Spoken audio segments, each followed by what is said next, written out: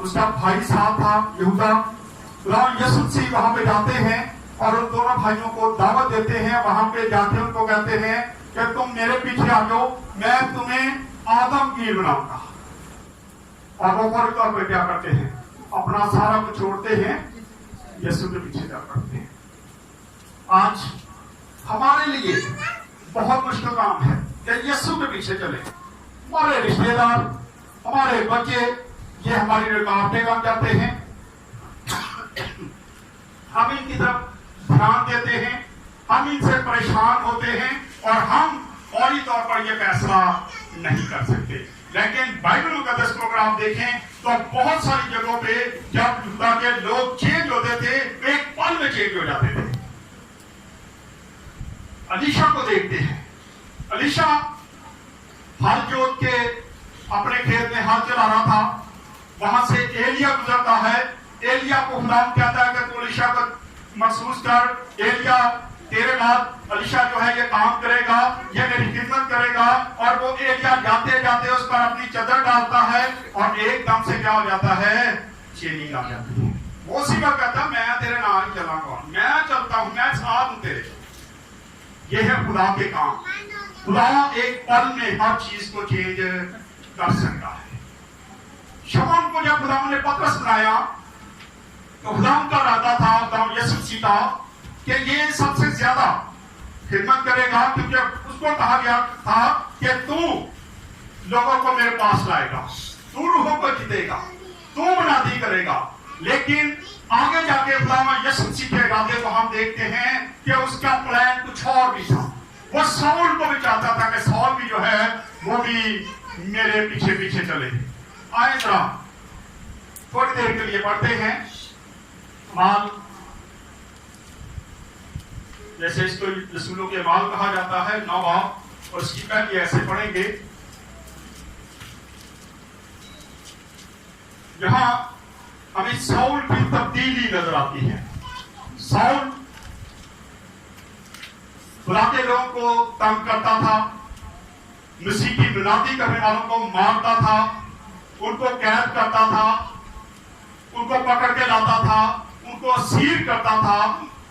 लेकिन खुदा यीशु मसीह उसकी जिंदगी को क्या करता है, एक पल में चेंज करता है। पढ़े जरा।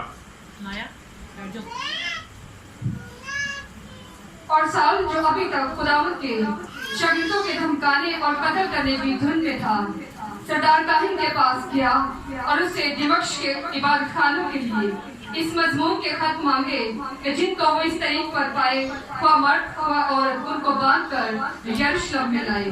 उनको बांध कर यरूशलेम में लेके आए। ये वैसे ही है जैसे आज किसी खानदान की लड़ाई हो जाए किसी बड़े दूसरे खानदान से, उनका बड़ा जो हो, जबरदस्त हो, अगर वो घर में मौजूद हो, वो कहीं चला जाए या वो मर जाए, तो उसके बाद जो दुश्मन होते हैं वो कोशिश करते हैं कि अब ये तनहा रह गए हैं, अब इनको क्या किया जाए, मारा जाए, अब ये पकड़े जाएंगे। उस वक्त साउल का इरादा भी यही था। वो जानता था कि खुदा यीशु मसीह मर गया है, वो कब्र में दफन कर दिया गया है, और अब इसके जो पैरोकार है, अगर इन पर मैं जुल्म करूंगा, इनको पकड़ के मैं मारूंगा, इनको असीर करके ले लूंगा, तो ये सारी मसीहत जो क्या हो जाएगी, खत्म हो जाएगी। वो खत्म करने का इरादा रखता था, इसीलिए वो परवाना लेके चलता है, फरमान लेता है कि मुझे दमिश्क के लिए परवाना चाहिए, मुझे लिख के दो कि वहां मुझे खा औरत मिले, खा मर्द मिले, बच्चे मिले, जो भी मुझे मिलेगा इबादत खाने में, मैं उसे पकड़ के असीर करके यहाँ पे पकड़ के ले आऊंगा, यरूशलेम में लेके आऊंगा। और ऐसा ही होता है, उसको परवाना मिल जाता है, उसको लिख के दे दिया जाता है कि जा और तू इन लोगों को क्या कर, असीर करके यहाँ पे लेके आ, क्योंकि मसीहत को हम बिल्कुल खत्म करना चाहते हैं। जैसे मैंने पिछले दिन आपको बताया था कि मेरे साथ एक इस्राएल की बात हो रही थी, उसने मेरे साथ एक बात की, मैंने कहा आपने यीशु मसीह को कत्ल कर दिया, मार दिया, आपने उसको सलीब पे चढ़ाया, तो उसने मुझे एक बड़ी सादगी से एक जवाब दिया, कहता जी ना मार दे, उन्हें साढ़े प्यो दादा जाके दुकाने का डाल दिया, उनको की जरूरत थी, कि वो हमारी दुकानें तोड़ देता। उसने जाकर दुकानें तोड़ी, हमारे साथ दुश्मनी ली, इसलिए हमने उसको क्या कर दिया, मार दिया। यहां पर भी साउल भी यही काम कर रहा था, वो भी यही कर रहा था कि अब तो वो मर गया है, वो कब्र में चले गया है, और उसके लोग जो है मैं इसकी पार्टी को क्या कर दूंगा, खत्म कर दूंगा। आज भी जैसे पार्टियां होती हैं, और अगर उस पार्टी का सरबराह, जैसे आज हमारे मुल्क का हालात ऐसे ही है, अगर बड़ी पार्टियों के जो बड़े लीडर पकड़े जाते हैं तो छोटे छोटे जो लीडर हैं वो क्या करते हैं, मोशों में बैठ जाते कि कितने साड़ी बारी ना आए। इसी तरह यहाँ पे पलूस जो साउल है ये यही काम कर रहा था, और ये चाह रहा था कि मसीहत को बिल्कुल खत्म कर दिया जाए। लेकिन खुदावंद यीशु मसीह क्या करते हैं, बड़े आगे जब वो सफर करते करते दिमश्क के नजदीक पहुंचा तो ऐसा हुआ कि यकायक आसमान से एक नूर उसके गिरता गिरता आ चमका और वो जमीन पर गिर पड़ा, और ये आवाज सुनी कि ए साउल तू मुझे क्यों सताता है, ए साउल तू मुझे क्यों सताता है।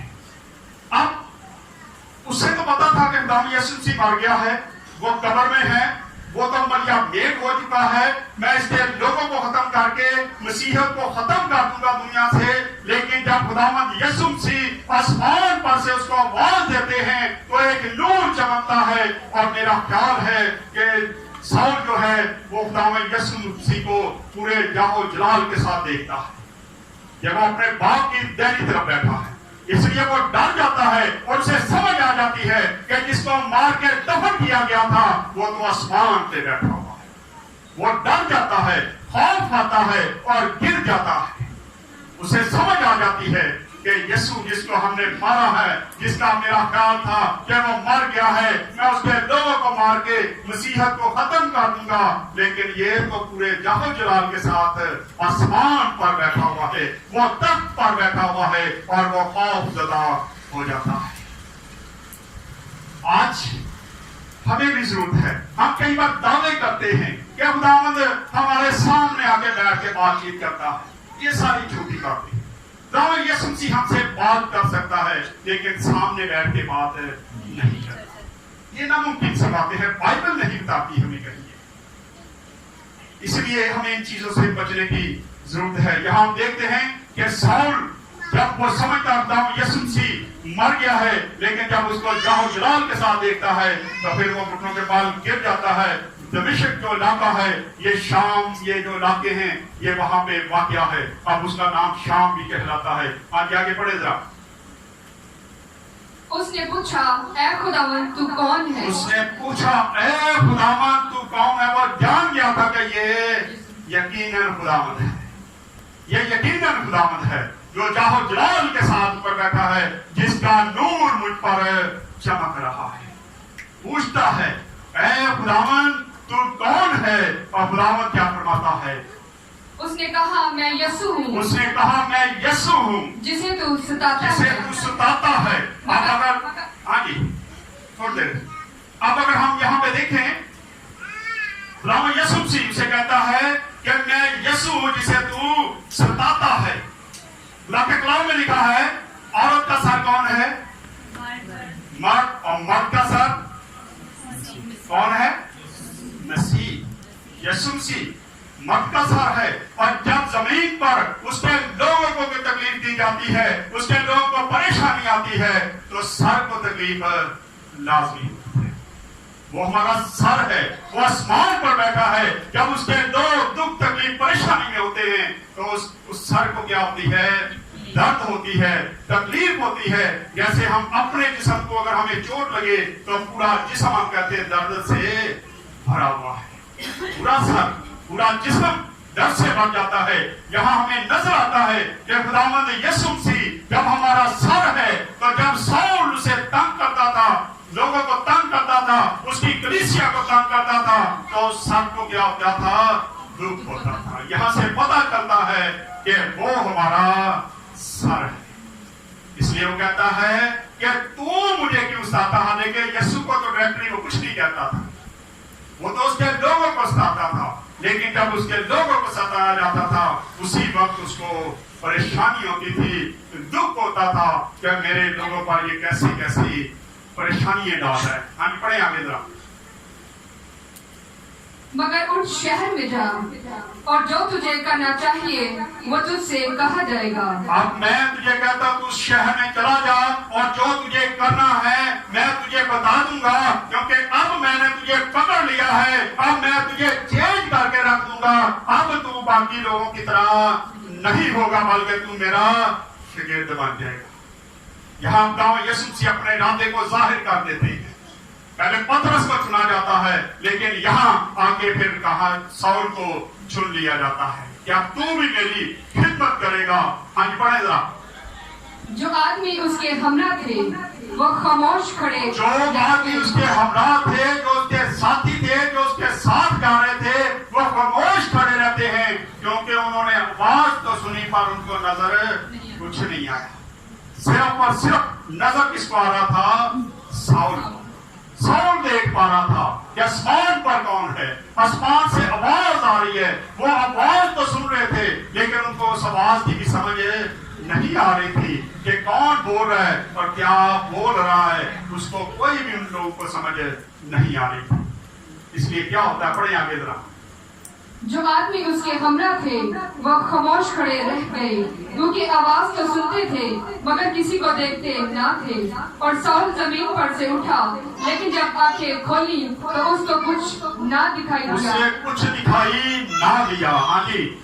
और लोग उसका हाथ पकड़कर दिमश्क में ले गए, और वो 3 दिन तक ना देख सका और ना उसने खाया ना पिया। ना तो देख सका, ना खाया ना पिया। वो सिर्फ और सिर्फ परेशान रहा और सिर्फ इस चीज को देखता रहा कि मुझे कौन मिल गया, मैं क्या करता था और मुझे रास्ते में किसका दीदार हो गया। हम काफी अर्सा पहले 135 चक में गए। वहां पे एक बड़ी कन्वेंशन होती है, सलाना की तकरीबन 3 दिन की एक कन्वेंशन होती है और बड़ी कन्वेंशन होती है। पूरे चक वहां पे जमा होते हैं। और जब वो कन्वेंशन हो रही थी, पास्टर अलेक्जेंडर वहां पे गए, सुशील, उन्होंने दुआ की। एक लड़का वहां पे रोना शुरू हो गया, उसको उठा के खाद ले गए। और जब हम सुबह उठे तो उस वक्त भी वो रो रहा था। और जब उसको थोड़ी होश आई, जब उसका रोना बंद हुआ, तो उससे पूछा कि क्या हुआ है। तो उसने कहा मुझे यीशु नजर आया था, क्योंकि वो लड़का ठीक नहीं था, उसकी जिंदगी ठीक नहीं थी, वो नशा करता था, वो गलत काम करता था, और खुदावंद यीशु मसीह ने उसको पकड़ा था। और वो सारी रात रोता रहा और सुबह 10 बजे तक वो रोता रहा। और आखिरकार जब उस पर दुआ की गई तो फिर उसने कहा कि मुझे यीशु नजर आया और उसने मुझे उससे बात की है कि तू अब ठीक हो गया। आज भी खुदावंद यीशु मसीह वैसे ही काम करता है। आज उसका रूह कुदरत जो है वो काम करता है, क्योंकि वो उसने हमें मददगार दिया और उसी की मदद से हम ये सारे काम कर पाते हैं। पढ़े आगे जरा। दिमश्क में हननिया नाम एक शागिर्द था। हननिया नाम एक शागिर्द है जो दमिश्क में रहता था। खुदावंद यीशु मसीह उससे बात करता है, उसे कहता है हननिया तू साउल के पास जा, तू उसके सर पे हाथ रख के दुआ कर। पढ़ दे बेटा जरा, एंड बात कर दो, मैं पढ़ दो फिर बाद में ध्यान करूंगा। दिमश्क में हननिया नाम एक शागिर्द था।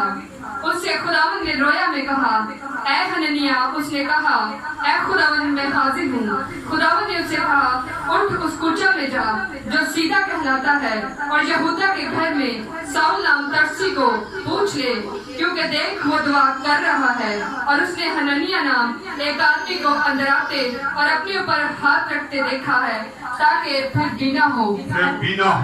यहाँ पे हम देखते हैं कि हननिया के साथ खुदावंद यीशु मसीह बात करता है। हननिया एक शागिर्द है, ना तो ये डीकन नजर आता है, ना ये मनाद नजर आता है, ना कोई ये बड़ा खादम नजर आता है, ना ये रसूल था, ना इसको चुना गया था, लेकिन ये शागिर्द था, आम बंदा समझ लें। ये खिदमत करता था, ये शागिर्द था। और खुदावंद यीशु मसीह से बात करता है कि तू इस तरह कर कि उस कूचा में जा, वहां पे साउल है और साउल दुआ कर रहा है और मैं उस साउल को तुझे दिखा रहा हूं। खुदावंद यीशु मसीह साउल जब दुआ कर रहा था तो खुदावंद यीशु मसीह ने हनन्याह को दिखाया कि हनन्याह उसके पास गया है और उसने उसके सर पे हाथ रख के दुआ की है और वो बीना हो गया। ये खुदावंद यीशु मसीह से दिखा रहा था। खुदावंद यीशु मसीह जब हनन्याह को बताता है कि वो इस पर दुआ कर रहा है तो उसके पास क्या, तो हनन्याह क्या जवाब देता है, पढ़े जरा। हनन्याह ने जवाब दिया, ऐ खुदावंद मैंने बहुत लोगों से मैंने बहुत सारे लोगों से इस शख्स का जिक्र इस सुना शख्स है। का जिक्र सुना है कि ये बड़ा जालिम है, ये तो तेरे लोगों को मारता है, ये तो पकड़ के ले जाता है, ये तो